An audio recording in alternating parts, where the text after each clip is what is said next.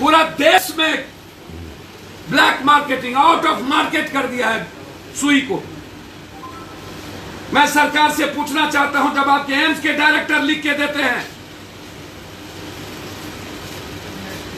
ये जो दवाई है रेमडेसिविर, ये कारगर नहीं है, एनएमसीएच के डायरेक्टर सुपरिटेंडेंट लिख के देते हैं नहीं लिखना है। उसके अलावा रिमेनिंग है पप्पू यादव के पास, उसके अलावा दूसरी सुई है और मैं देने को तैयार हूं, लेकिन एक भी डॉक्टर रेमडेसिविर के अलावा दूसरा सुई का नाम नहीं लिख रहा, क्योंकि सिर्फ रेमडेसिविर में ही पैसा अधिक बचत है, ब्लैक मार्केटिंग है और दवाई में पैसा बचत नहीं है। जो एजेंसी है या जो सिप्ला के कुछ लोग हैं और जिसकी यहां सीएनएफ लिया हुआ है जो लोग, उनसे मिलकर और कुछ पदाधिकारी की गठबंधन से पूरा आउट ऑफ ब्लैक मार्केटिंग हो गई। जिस अस्पताल को दिया जा रहा है वह अस्पताल के लोग भी उसको ब्लैक मार्केटिंग में दे रहे हैं और वो सुई पड़ रहा है या नहीं पड़ रहा है उसके अटेंडेंट नहीं है और कह दिया जा रहा है कि सुई दे दी गई।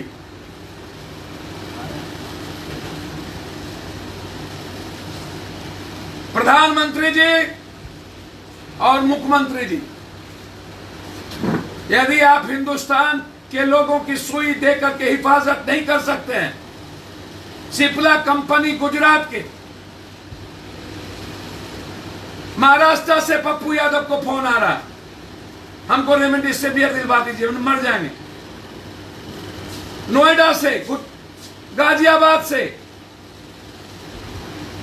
कई बड़ी बड़ी संस्थाएं और चैनल ने फोन किया हमारे यहां, जी न्यूज से लेकर के G24 के हालात अच्छे नहीं हैं। दिल्ली से और कोई सुनने वाला नहीं।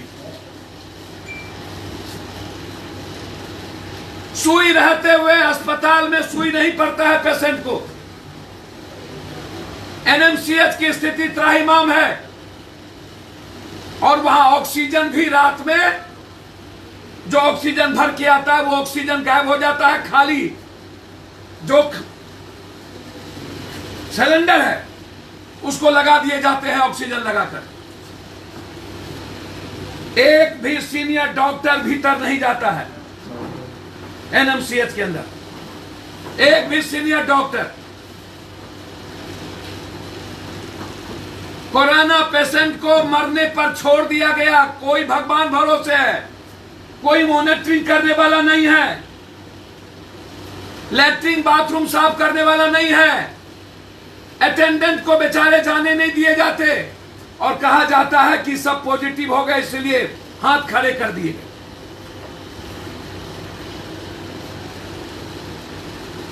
पटना में ऑक्सीजन, जहां पर प्राइवेट घरों में जरूरत है, वहां पर अविलंब मैंने कहा कि ऑक्सीजन के लिए मरने को नहीं देंगे। 20-20 हजार में खरीदने पड़े हमें।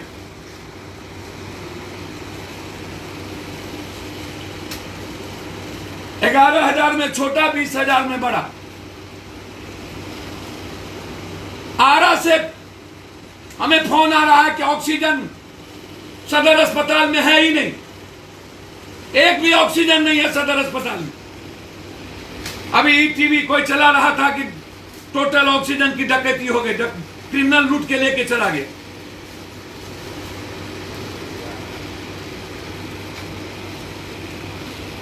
पूरा जो जीएम रोड है, पूरा जीएम रोड के अगल बगल पूरी रेमडेसिविर दवाई की ब्लैक मार्केटिंग। 34,000, 24,000, 25,000, 70,000, 45,000।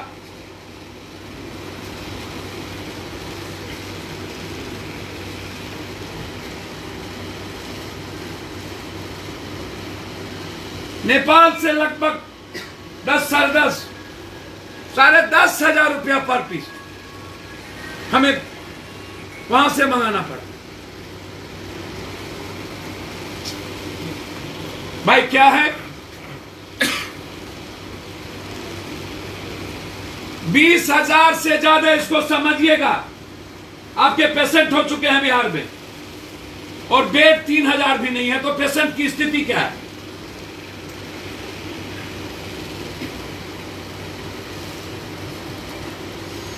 मैंने मेदांता को डॉक्टर सहित और बेड सहित, मैं जानना चाहता हूं, झारखंड के मुख्यमंत्री ने बेड के साथ, ऑक्सीजन के साथ बेड लगवाने का काम किया है। कुछ क्या कारण है कि ये काम हिंदुस्तान के प्राइम मिनिस्टर और सीएम नहीं कर सकते, बिहार के सीएम नहीं कर सकते?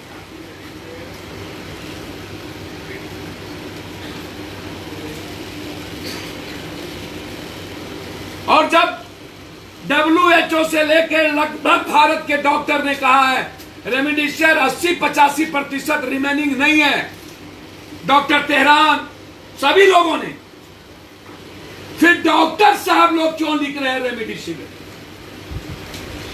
और दवाई जान रक्षक है वो क्यों नहीं लिख रहे हैं? मेरे पास है अभी मिनिमम 200 से ज्यादा पीस अंग दवाई, सुई, ताकि वो लोगों की जरूरत जान बचा सके। अब लोग सीधा हमको रेमडेसिविर मांग रहे, कहां से दिया जाए भाई?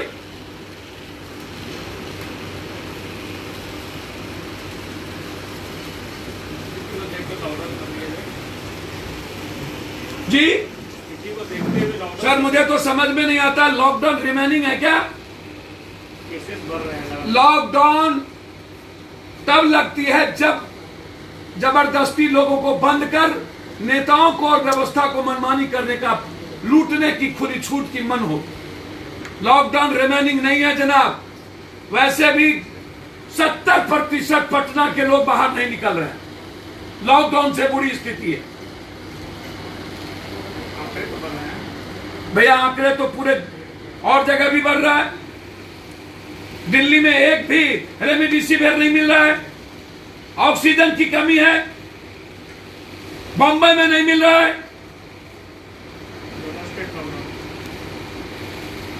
पूरे देश में यदि 1-2 स्टेट कर्फ्यू लगाया है 4 दिन 6 दिनों के लिए, बिहार में आप सचेत क्यों नहीं हो रहे?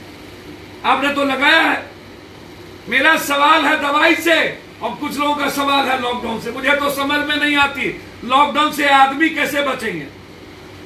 उनको दवाई जरूरत है बेड की और बेड नहीं है, उनको जरूरत है ऑक्सीजन की, वो ऑक्सीजन नहीं है। और मैं बार बार कह रहा हूं, ये एम्बुलेंस वाले की माफियागिरी को रोकिए, नहीं तो हमारे युवा और छात्र विंग एम्बुलेंस के खिलाफ 24,000 रुपया एक अस्पताल से दूसरे अस्पताल ले जाने के लिए, 24,000 मेरे सामने में लिया।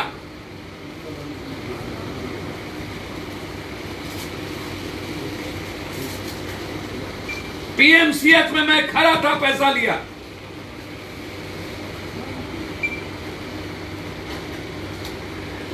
बिल्कुल कोलैप्स। जिस देश की सरकार अपने प्रजा को एक सुई दिलाने की हिम्मत और औकात नहीं रखता हो, वह देश बचाने की और देश बनाने की बात करे, ऐसे लोगों को नेगलेक्ट करने की जरूरत है। आज जरूरत सिर्फ सुई, ऑक्सीजन, लोगों की जिंदगी बचाने की है, और सरकार ने लापरवाही की। और हिंदुस्तान में आज सुई से भी ज्यादा जरूरत ऑक्सीजन की है, जो भारत में ऑक्सीजन की कमी है। बिहार में ऑक्सीजन नहीं है और सरकार झूठ बोलती है, लगातार झूठ पे झूठ, झूठ पे झूठ। और अंतिम बात, प्रवासी मजदूर जहां से आ रहे हैं, एनआरकी, एक बस में 9,000 रुपया एक भाड़ा दिल्ली से यहां आने का, 12,000 भाड़ा, और सीट पर 5 आदमी। ट्रेन में भाड़ा, यहां से टेम्पो में ट्रिपल भाड़ा, फिर यहां से बस से घर ट्रिपल भाड़ा। प्रवासी मजदूरों के लिए सरकार ने बस की व्यवस्था नहीं की, और प्रवासी मजदूर जब भूखे प्यासे उतरते हैं तो सरकार ने उसकी खाने की व्यवस्था नहीं की, और न ही प्रवासी मजदूरों की जांच होती है। कहीं भी 5 जगहों से प्रवासी मजदूर स्टेशन से निकल रहे हैं, और एक जगह तंबू लगा करके सिर्फ दिखाने का काम। यह सरकार 75 लाख रुपया जो कह रही है, या अपने पार्टी फंड में या नेताओं के फंड में देंगे, या 75 लाख रुपया हर जिलों में ऊंट के मुंह में जीवे का फोरन, और उसमें भी प्रवासी मजदूर के लिए नहीं, सरकारी तंत्र के लिए। मेरा आरोप है यह 75 लाख रुपया नहीं, प्रवासी मजदूर के अकाउंट में सरकार सीधा 6-6 हजार रुपया डाले। कोई खाने की व्यवस्था नहीं, कुछ मत करिए, आप 6,000 रुपया मजदूर के अकाउंट में डालिए। यह मेरा डिमांड है। और यदि सिप्ला एंड अदर कंपनी कल तक बिहार के लोगों को सुई देने का काम नहीं किया, तो कल उसके विरोध में कल से आंदोलन शुरू। सर, आप सिलेंडर बांट रहे हैं और जिला प्रशासन का कहना है कि कोई भी अस्पताल नहीं कह सकता है कि उनके पास ऑक्सीजन की कमी। मैं ऐसे लोगों से बात नहीं करूंगा। अखबार से लेके टीवी भरी पड़ी है, सबने सर्वे किया है, और जा करके कहीं ऑक्सीजन नहीं है। मेरे इस पर ऑक्सीजन के लिए आते हैं, मैं नहीं कह रहा हूं, अखबार के रिपोर्टर, टीवी चैनल के रिपोर्टर एक अस्पताल जाकर के जांच किया है। और मैं कल ऑक्सीजन के लिए शाम में गया, सभी जगह कहीं ऑक्सीजन नहीं। सर, डीडीसी के ऋषि पांडे, इनका कहना है कि जिलाधिकारी के निर्देश पर जो है कोई अस्पताल अब नहीं कर सकता है कि हमारे पास ऑक्सीजन। ये वो सही बोल रहे हैं कि अखबार और रिपोर्टर और आम आदमी सब झूठ बोल रहा है। ये तय करने की जिम्मेदारी आम आदमी की है, और अस्पताल से वालों ने सीधा बोल दिया है कि हमको चाहिए 50, 100 और हमको मिलता है 10, और वो 6-4 घंटे में समाप्त हो जाता है। स्थिति यह होती है कि हमको पेशेंट को मरने का डर होता है।